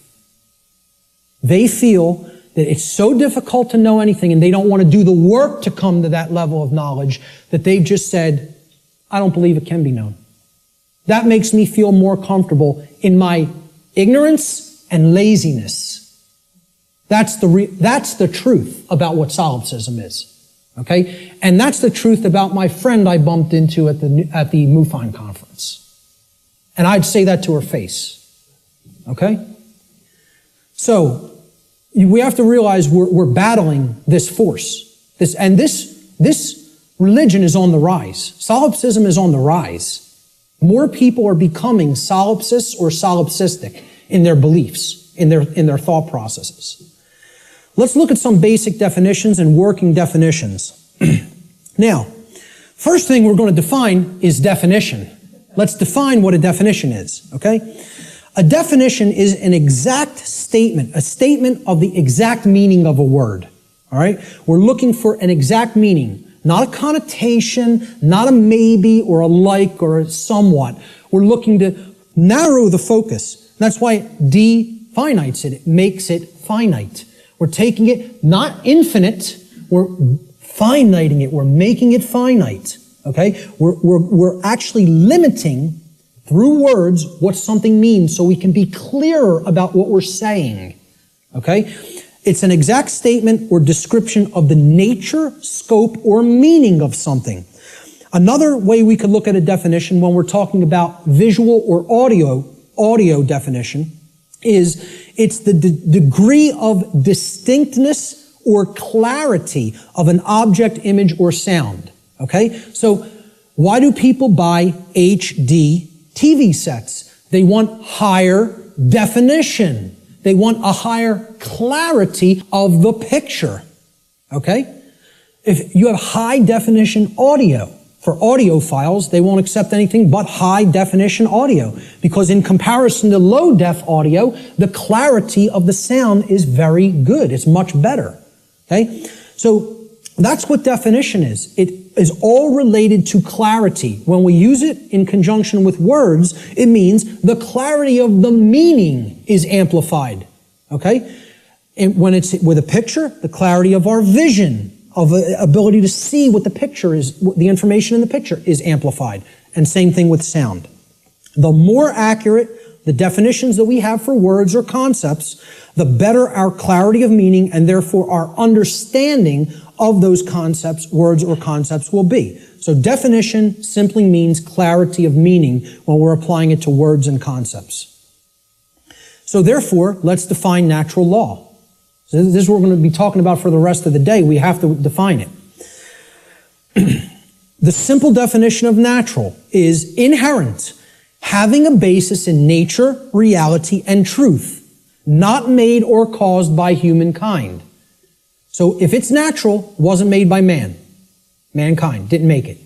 Okay? And again, the origin of the word, neter in Egyptian, means spirit, and all means of or related to. So of or related to spirit. It is all of nature, the spiritual domain. See, this is the other part. People believe that the spiritual domain is separate from the physical domain. This is a huge thread and a huge central focus in all of my work. If you think the spiritual domain is not where you are at now because you're in the physical domain, you're mistaken. If you think that the spiritual domain is someplace other than the physical domain, you're also mistaken. If you place emphasis on one above the other and say, well, this one takes precedence and this one's not important, either way you do it, whether you say the spiritual is more important and the world of matter should not be given any significance, it's imbalance. And it's not true. Okay? Or if you say, hey, like scientism does in many, left brain scientism, the material world is all that there is. This is just a dead mechanized clockwork called the universe, and it happened by accident for no reason. And there's no such thing as the spiritual domain. Both of these worldviews, and we're going to get to a breakdown of these worldviews, they're completely inaccurate, they're not based in truth, and most of all, they're based on brain imbalance. And we're going to see how one of these worldviews or another develops when either the left brain hemisphere or the right brain hemisphere has taken precedence and dominance within the individual consciousness. So, natural means spiritual. These words could be used interchangeably. So when I'm talking about natural law, I mean spiritual law. Unseen spiritual laws. But overall, the dictionary definition of natural is it's inherent to nature and it's not made by man. The word law the definition is an existing condition which is both binding and immutable. So let's look at each one of these words. Existing. It means that it is present. It is present. Okay? It cannot be just ignored and expected that, well, that doesn't make it true and it's not going to have an effect. It's there. It's present. That's why it's a law that it's in operation. That is in operation. It is binding. Binding means it has an effect. It means it doesn't matter whether you believe that it has an effect. It doesn't matter whether you understand that it has an effect. It doesn't care. And this is another big hammer to the ego. The human ego wants to hear what it wants to hear. One of the things it wants to hear is the universe cares about you. Personally. It cares about John. It cares about Bob. It cares about Mary. It cares about Elizabeth, whatever, okay? Cares about you individually as a being. And now, you could go so far as to say you believe that the creator of the universe cares about you. I'm not denying anybody or saying don't think that. What I'm saying is that the laws of the universe don't care about you. Laws have been created in this realm that work flawlessly, 100% of the time, flawlessly. Let me ask people to envision this scenario to try to clarify this. A couple are on a picnic. They're out in a state forest or something like that. They're on a picnic. About 50 yards away from where they're at, okay, there's a pretty tall cliff, maybe about 200 feet, okay, and it ends in some jagged rocks. They brought their 2-year-old child on the picnic with them. They unfold the blanket, take out the picnic basket, they're having their picnic. Maybe passions got heated and the husband and wife were, making out a little bit. Their kid, 2-year-old daughter, in her nice Sunday sundress or whatever, wanders off, gets to the edge of that cliff. Will gravity care if that girl goes over the edge? No. Will gravity allow her to go over the edge? Yes, it will. Gravity is not going to say, this girl doesn't understand this law, and she'll die if she goes over that edge. She's innocent. She's nescient even. Not even ignorant. innocent and nescient, will that law still have an effect? You damn better well believe it will. And so does natural law in the same way. It doesn't care whether you don't know, doesn't care whether you're nescient or ignorant. It's in effect, it's binding, and it is immutable. Immutable means that nothing you can ever do can ever change it. It is in effect eternally. Because man didn't put it into effect. You know who put it into effect? The creator of the universe put it into effect. And I don't really care what you think of that force as. You could think of it as an impersonal force. You could think of it as the man with the beard. You could think of it as this remote control. I don't really care what you think of it as. Personally, that's none of my business. But you know what? If you think of it that it's man that makes the laws, then I have a problem. Because man doesn't make these laws I'm talking about. The creator of the universe set these laws into motion, put them into effect, and they bind you. You and I are bound by these laws, whether we like it or not, whether we accept it or not, whether we understand it or not. They're in effect, and you are already creating the reality that we are experiencing based upon interaction with these unseen laws. Already. You're already doing it. You can never not be doing it. That's an impossibility. Okay? You're always creating, co-creating in harmony, in cooperation, I should say. Whether it's in harmony or opposition is a different story. In cooperation with these spiritual laws that I'm going to talk about, you are already creating in cooperation with them and can never not do so as long as you exist in the physical domain. Okay? So that's what the simple definitions that we're working forward with. Natural law doesn't mean anything other than this. That's it. It means, so let's put them together. Inherent, existing conditions. Conditions that exist in nature, which are both binding and immutable. They have an effect whether they're understood or not, and they cannot be changed. So what would be our requirement of knowledge here? What do you think should be done? If we are always working with these, do you think we're going to create something that is wise to create, that is good, that is in alignment with what we say we want if we don't know how these laws operate? You know what's going to be created? A mess. Total chaos. Something you don't want. Something that leads to enormous suffering, which is where we're at. If, on the other hand, you have that knowledge of how these things work, then you align your behavior to them, you're going to create a whole new different ballgame. And then you're going to not have self-inflicted suffering. Okay? That's what this is all about. So let's give a working definition. This is what I call the soundbite, right? People say, well, tell me what natural law is, Mark. You have a few days? Maybe a large portion of the day like we're going to cover today. Maybe. Some people will get it. Okay? But really, you need to devote a large amount of time to studying this, understanding it, reading about it, and even experimenting with it. This is not an untestable hypothesis. Okay? And it's not a hypothesis. It's actually a law. But it's not untestable. You can test it. You can apply all the scientific methodologies to natural law. Same thing. Gather your information, observe, hypothesize, observe, test the results, publish the results. That's scientific methodology. The scientific methodology will be borne out for everything I'm talking about in this presentation if it is applied. Because this is not a religion. This is not some new age mumbo jumbo. This is a science. It is a science that constitutes knowledge of how laws that are existent, in operation, and immutable in this universe work, and how we are creating what we experience in conjunction with these operating laws. And man didn't put them into effect. Whatever created this universe put them into effect. I'm not here today to tell you what that is. Your job in your own personal experience is to get in touch with what you feel that is. I'm not here to tell you what that is. Now, I'm not here to tell anybody what that is. But my whole point is, it created these laws, and they're in effect, And if you want to stop suffering, and if you want the human condition to change, you have to understand how these laws work. There is no way around that. Knowledge of these laws is required.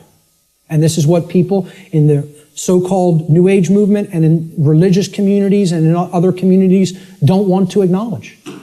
They don't want to acknowledge that work is required. So let's give a working definition for natural law, my soundbite variant, okay? I tell people who want the 6 o'clock news edition of what natural law is, okay?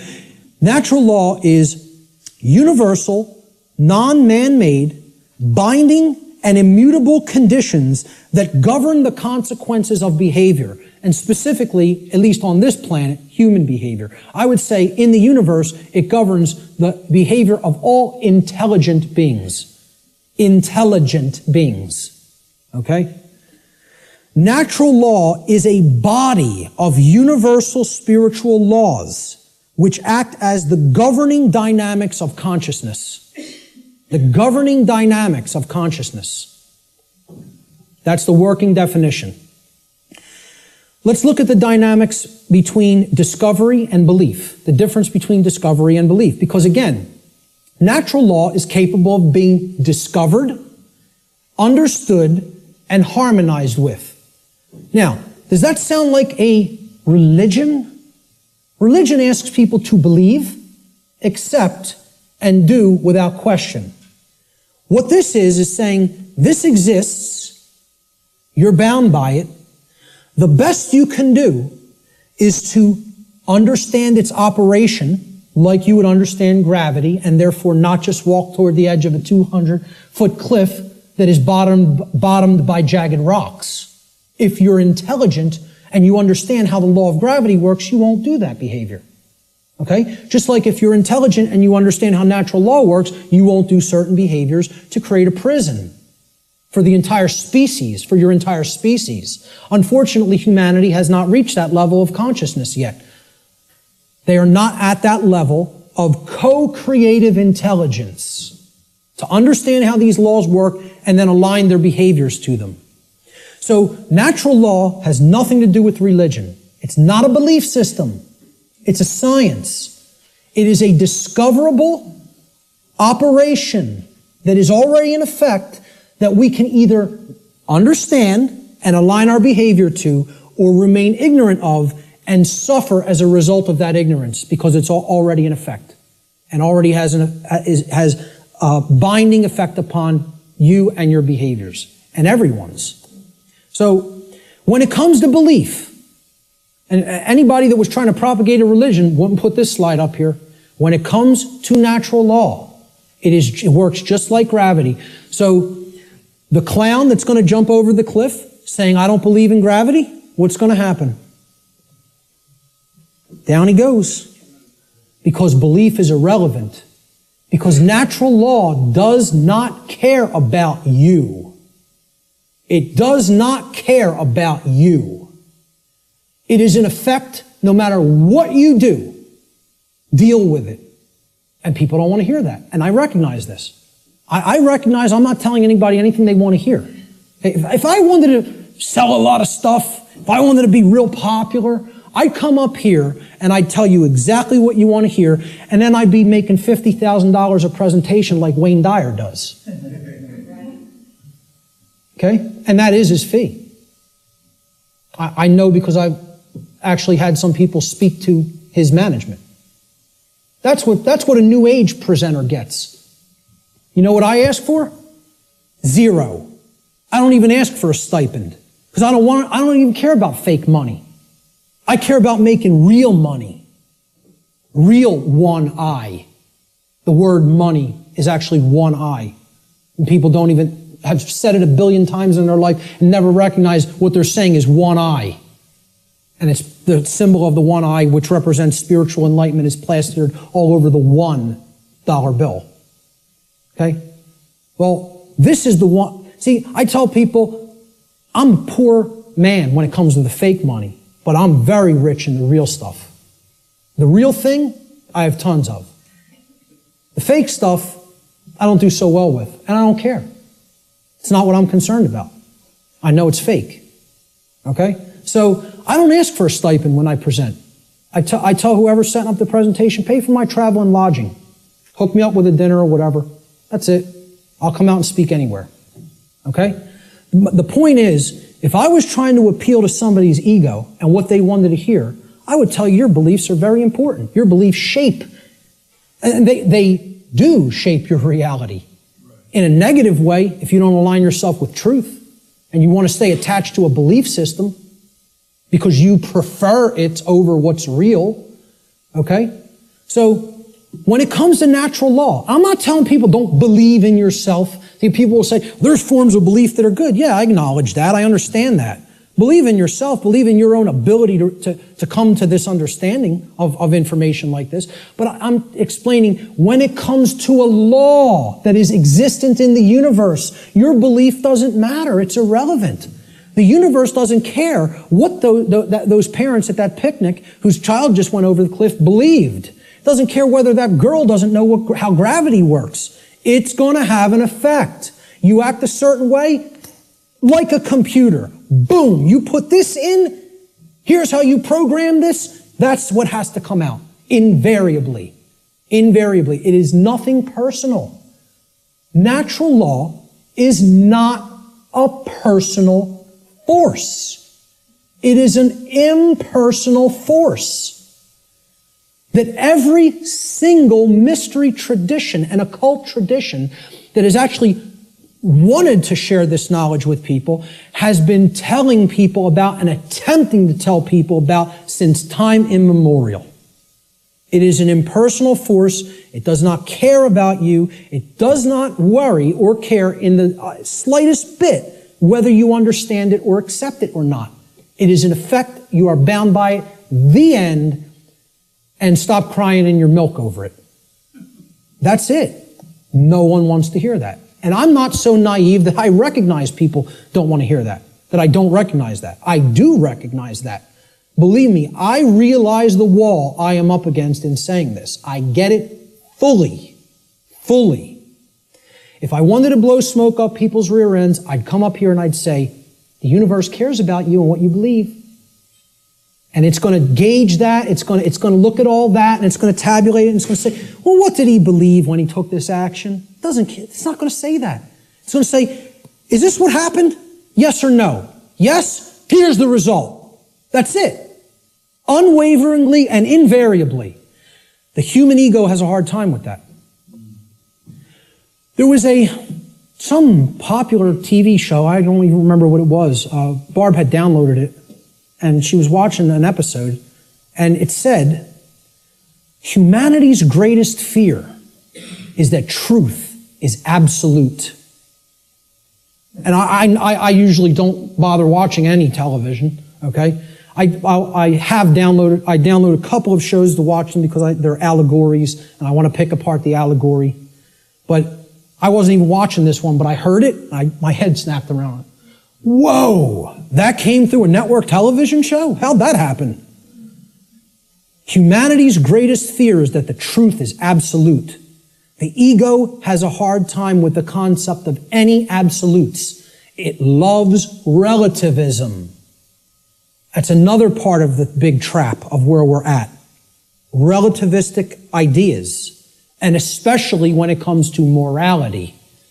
We're going to talk about moral relativism. But the concept here is natural law does not require your belief to be in effect, no more than gravity requires your belief to be in effect. Okay? That needs to be understood. Human belief is completely irrelevant when it comes to the existence and operation of natural law, just as it is irrelevant in relation to any of the other laws of nature such as gravity, inertia, momentum, thermodynamics, or electromagnetism.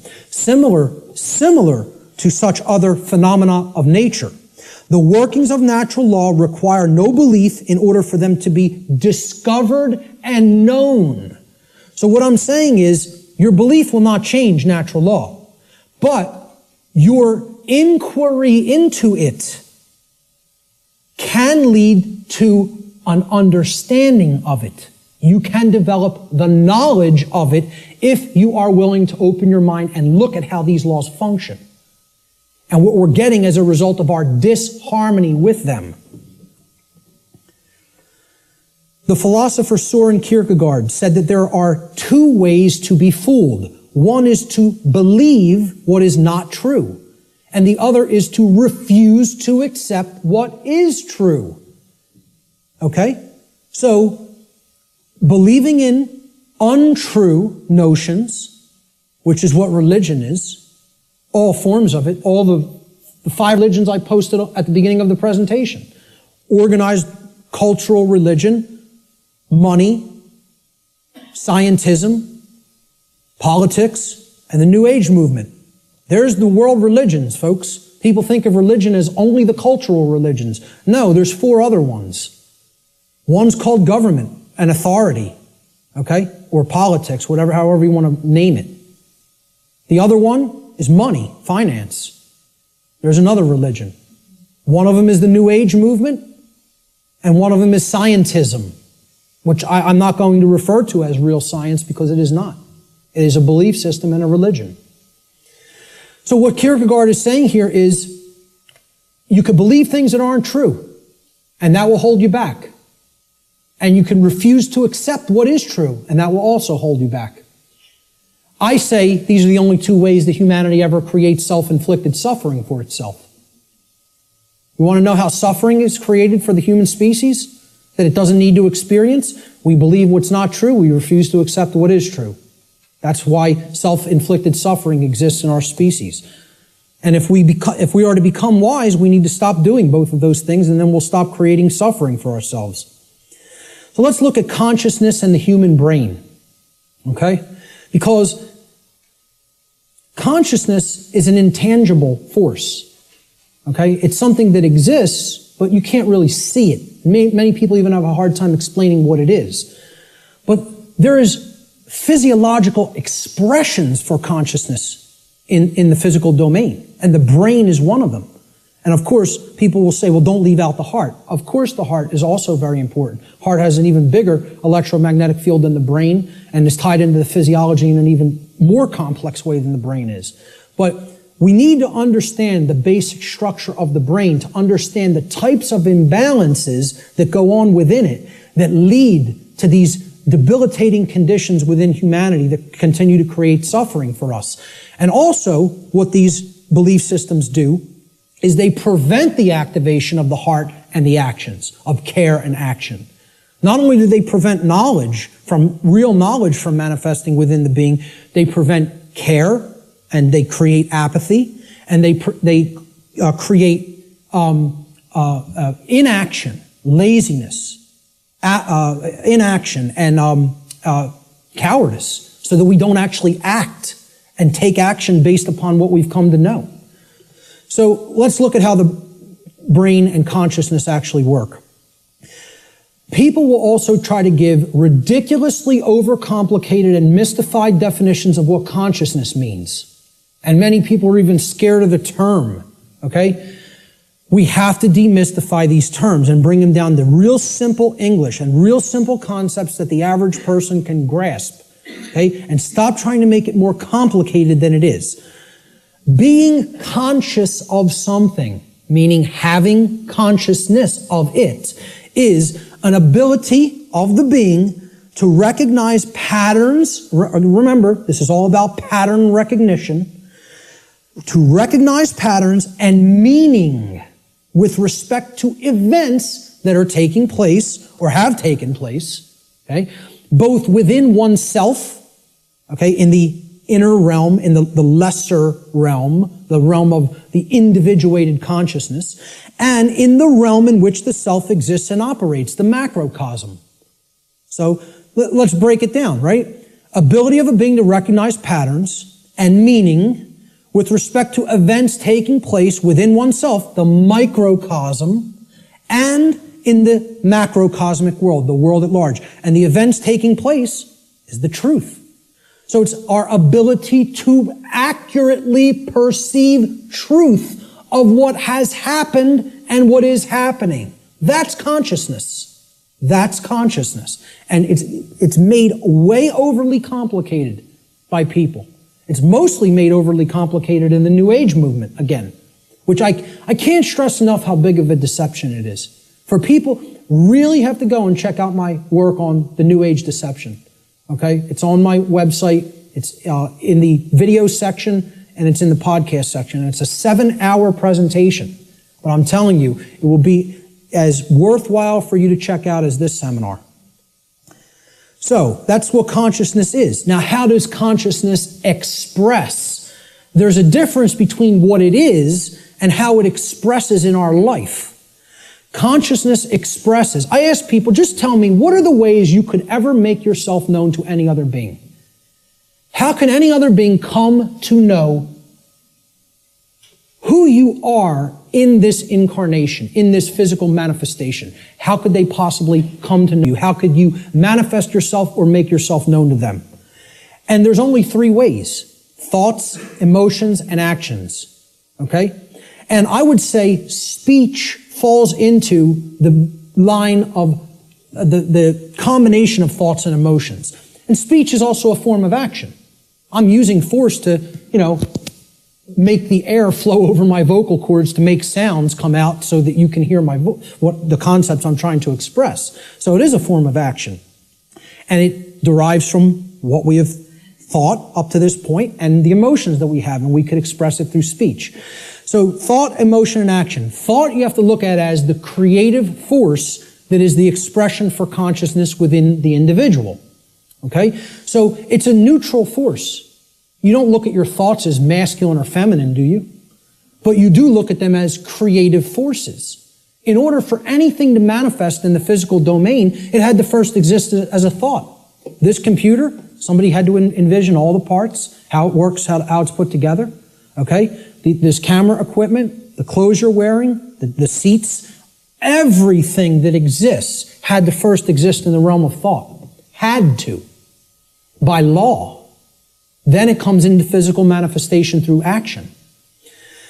Your emotions are a polarized component, you could look at it as.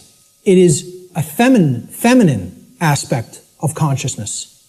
Because other people don't feel your emotions, they could perceive or sense them. You're the one who's feeling the emotions in your physiology. It's an internal expression. You feel emotions inwardly. Inside in the physiology. Hence, this is a feminine expression for consciousness. It is something that is not externalized and put out. It is something that is felt within. So the emotions in the mind-body-spirit connection are the spirit in which we do something. Okay, so that's the feminine force or the spirit. Of course, thoughts are within our mind, hence that's the mind component of the consciousness. Then there's a marriage between them. Okay, so you could look at thoughts as the creative essence, which then blends with or marries to the feminine. Now, see, we're getting into a notion that is taught in many different religious traditions. It's called the Trinity. And I challenge anybody, go and look in any of the trinities that exist, in any of the religions. You can go back to Babylon. You can go to the Indus Valley traditions. You can go to the Egyptian and Cometian traditions, the Christian traditions. Every single religious tradition that has talked of a Trinity, okay, it is always a Father Creator, a sacred feminine figure, okay, of some kind that the Father then impregnates or inseminates in some form, and then from that offspring is born a male child. Always. Okay? What we're talking about here is the Father being the mind, the creative essence. Then the spirit or the emotions being the sacred feminine essence. Okay? Or the Holy Spirit, the emotions. And then the child, the male child, is behavior. It is the active or masculine principle that actually interacts with the physical world to change it. And hence, that is the only way to actually save ourselves. And again, people in religious thinking will immediately attack this and say, you're saying that Saving ourselves will not come through faith. Yes, I am. Saving ourselves will only come through action. Action will save humanity. Faith will not do it. So, sorry to again, smash another egoic attachment that people have to religious notions. But these religions are created by the control system. Okay? People don't understand that exoteric Christianity is created by the dark occult, of the ancient dark occult mystery schools. They don't understand where this religion came from because they haven't studied astrotheology. And I'm not telling you there's no good concepts in any religion. I say take all the good concepts and leave the nonsense. Because one of the nonsense is that you need to believe in something to be saved from the current human condition. You don't need to believe in a thing. You need to know the truth. And right in their own religion, there it is. Let me just stay on this for a moment, because in their own scripture, the exoteric Christian scriptures, what is the one prescription that the Christ figure gives to the people when he is asked about freedom? He's only asked about freedom like once in the Gospels, okay? In the words attributed to his teachings. And they want to know what will save us, what will make us free, and what is his prescription? Truth shall make you free. No, that is not. There's something missing there. You're close. What is the actual saying? Know the truth. Knowing the truth will make you free. That's the prescription, even in exoteric Christianity. It's right there in the Gospels. But Christians don't want to hear that, because the controllers in the church who came from the dark priest class gave them this nonsense that all you have to do is believe and everything will magically change. Well, good luck with that. When people's behaviors have no alignment with morality, you think your belief's going to change something? Again, let me know how that works out for you. And again, I'm not mincing words up here. You know, I'm telling it like it really is. I don't care who it offends. So, the expressions for consciousness are thoughts, emotions, and actions which are likened to, in the consciousness community, of mind, spirit, and body. And it's a trinity. A father creator, which is the thoughts, the mind, the feminine essence, which is the mother of the trinity, the emotions, the inward aspects, the spirit. And then they give birth. When the thoughts and the emotions come together, they give birth to action in the world, which is the male child. This is very important to understand. I hope everybody is clear. This is our internal trinity, which constitutes the expressions for consciousness. Okay? So let's move on. Yes? Okay, how much time? It is. Okay, we're going to stop right there and take a break. We will resume at 1:15 precisely. Okay, so you want to come in a few minutes early to get settled. I will start again at 1:15 p.m. Thank you, ladies and gentlemen. Thank you.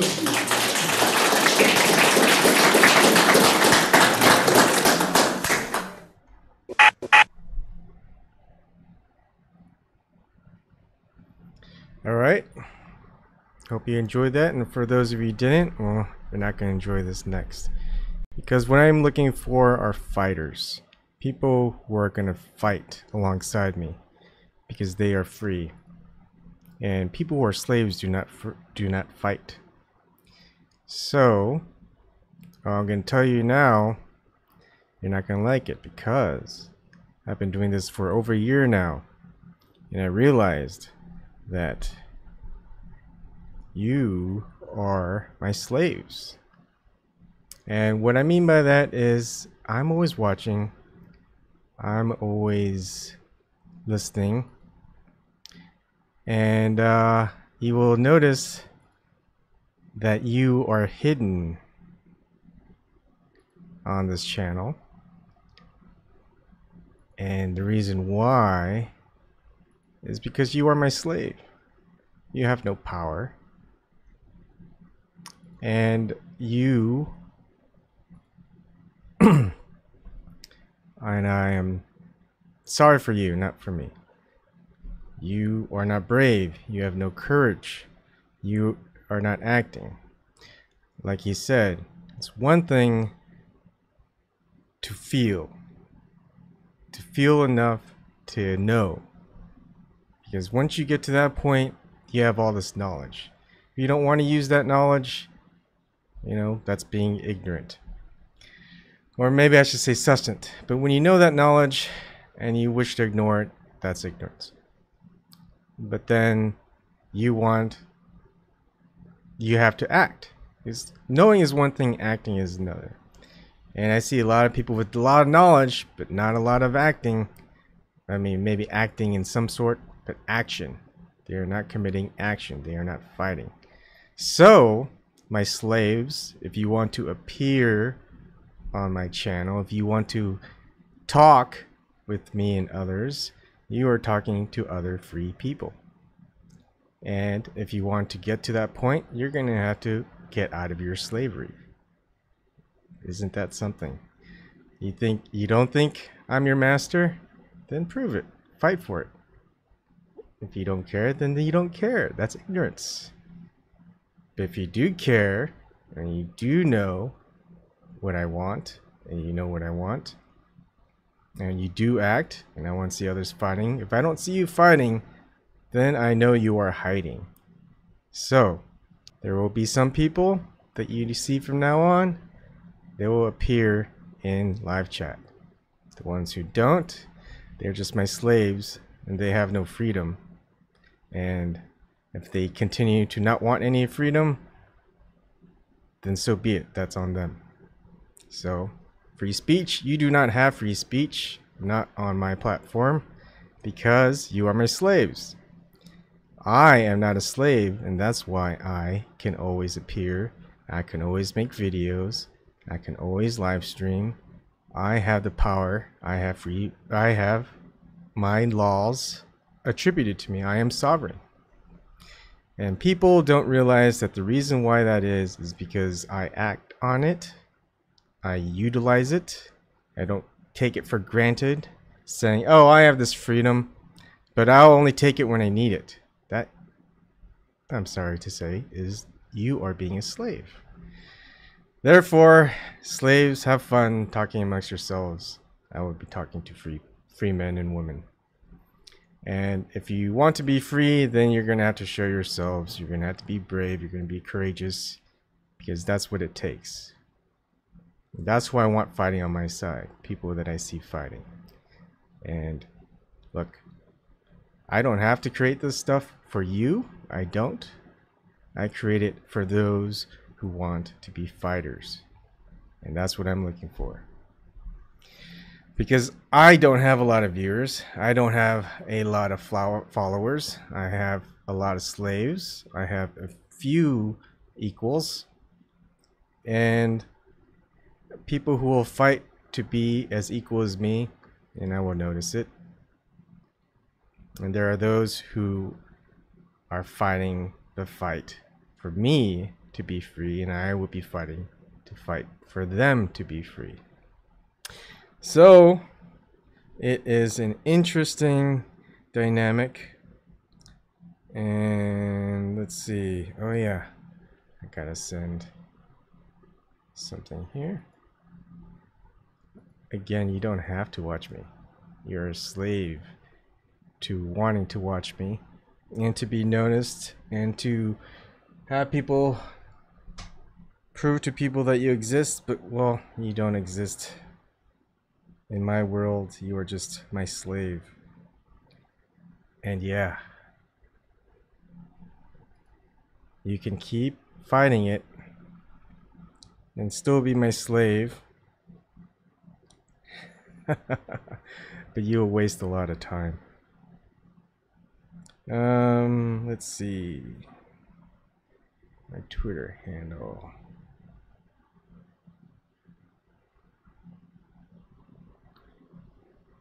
And that's the first step. Because once you are no longer my slave, you'll realize you don't want to be anyone else's slave. And that is what I want. I want you to fight for your freedom.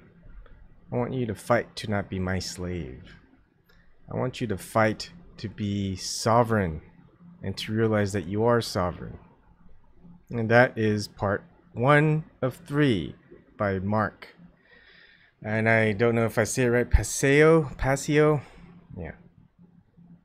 I'll try to get it right. But I consider him a fighter. I consider him an equal, and I've never met the fella. I never talked with the fella. But you know what? He's fighting. We see him.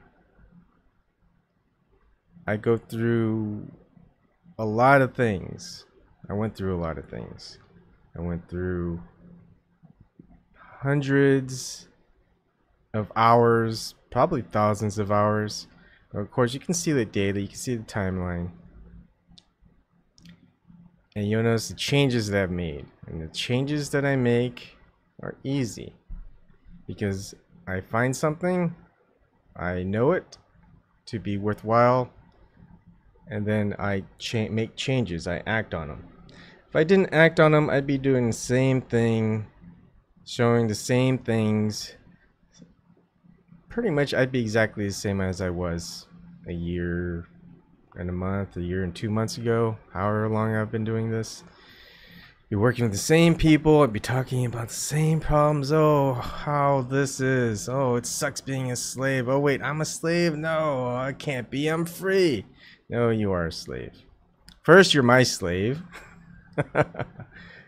And then once you realize that you are not a slave, or you're not my slave, that you have a voice and you have a face, and you can act on the injustices that you talk about and that you know, well, that's the first step. That's all you have to do. And I have this power over you. You can yell, you can fight it, but you know what?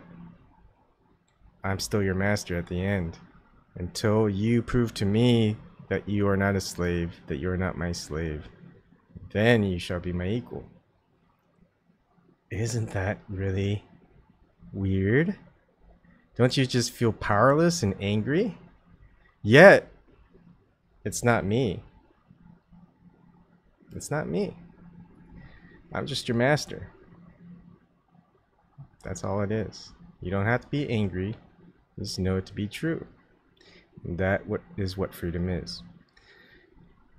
You don't have to. It's really easy.